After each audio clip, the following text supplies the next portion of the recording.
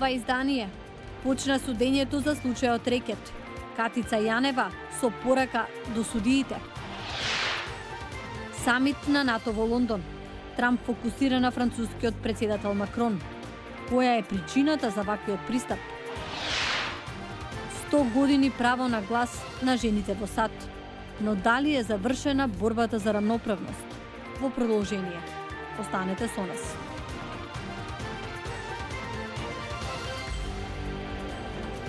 Поздрав од Вашингтон. Ова е ТВ журналот Ньюсфлеш на гласот на Америка на македонски. Јас сум Милена Ѓоргиевска.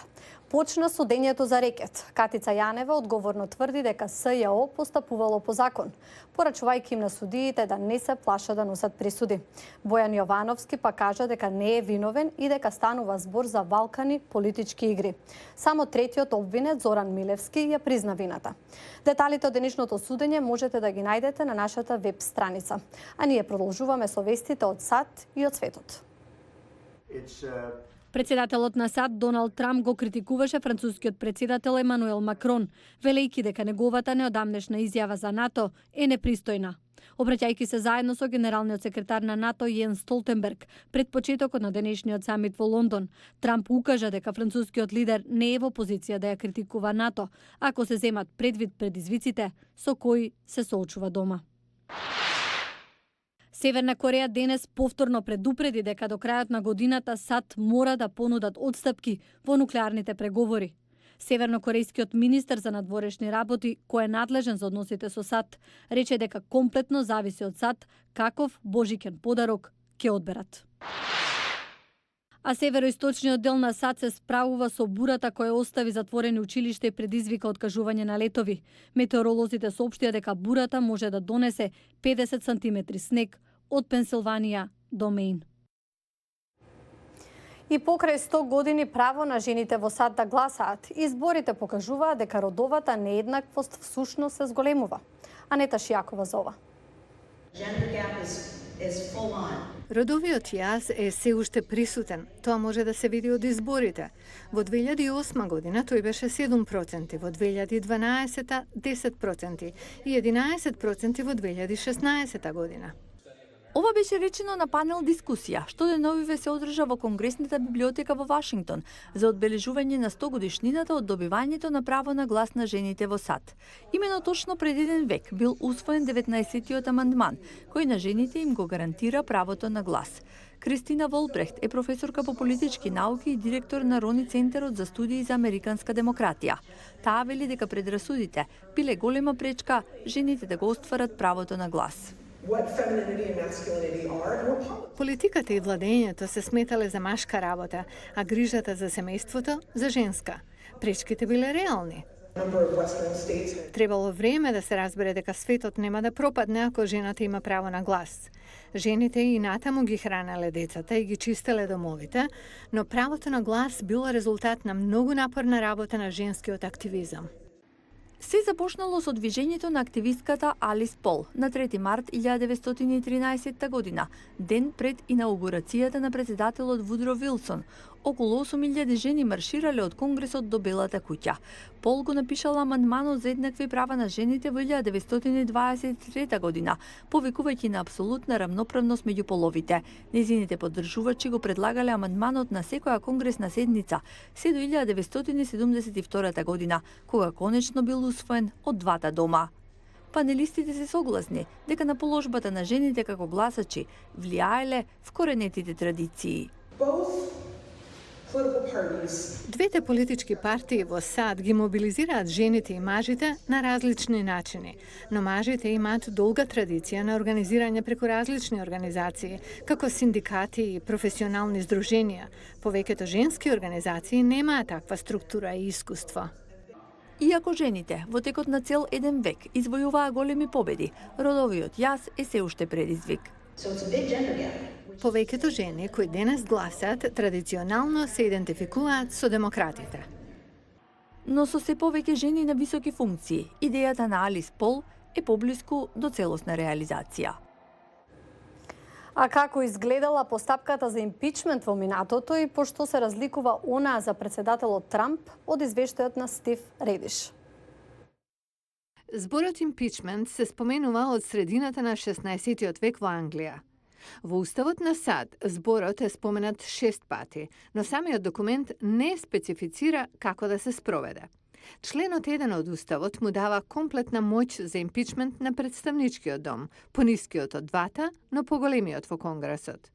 Овој дом води истрага и потоа нуди документ за импичмент. За импичмент е потребно да гласа просто мнозинство од сегашните 435 членови. Импичментот не значи автоматско отстранување од функцијата. Кога представничкиот дом ќе даде зелено светло за импичмент, горниот дом на Конгресот, Сенатот, одржува судење. Главниот судија на Врховниот суд на САД председава со судењето. 2/3 од 100 сенатори е потребно да гласаат за обвинение и отстранување од функцијата. Отстранување на председател од функција пред избори е драстична работа. Уставот не сакал и не сака тоа да се случува често. Затоа е тој услов. 2/3 се 67 и тоа бара учество од двете партии. Членот 2 од Уставот ги поставува критериумите за казнување. Импичмент може да има за предавство, подкуп и други кривични дела. 14 американски судии на подолните судии и еден судија на Врховниот суд досега биле подложени на импичмент. 9 биле обвинети и отстранети. 4 американски председатели биле под истрага за импичмент во представничкиот дом.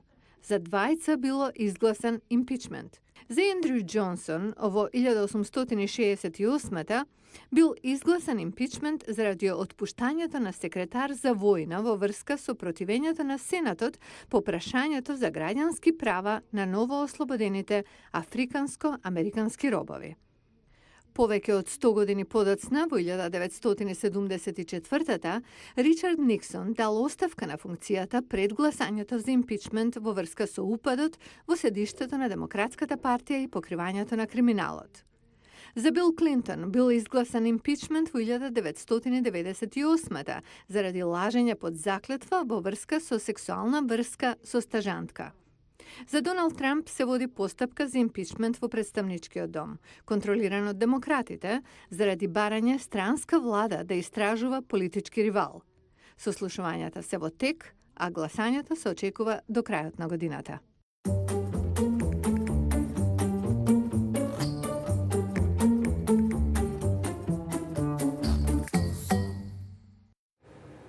Овие информации за пријавување за календарот можете да ги најдете и на нашата веб страница. А емисијата ја завршуваме со новини во истражувањето на месечината. Джим Рендал со деталите. Американската вселенска агенција НАСА развива неколку дизајни за лунарната истражувачка станица Gateway. Тоа воедно треба да биде и привремен дом за астронаутите што ќе чекаат да се спуштат на месечината или на Марс. Макетите личат на балони, но се многу посложени. Gateway е лунарна станица за напојување на леталата што ќе се движат кон месечината, а во иднина можеби и кон Марс.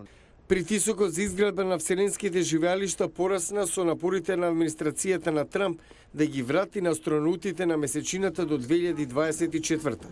Неодамна во Лас Вегас се одржа собир во седиштето на компанијата Bigelow Aerospace на хотелскиот милиардер Роберт Бигелоу. Тој најавува сосема нов вид сместување. Gateway е шанса да се тестираат овие структури во вселенски услови, како увертира кон одењето на Марс.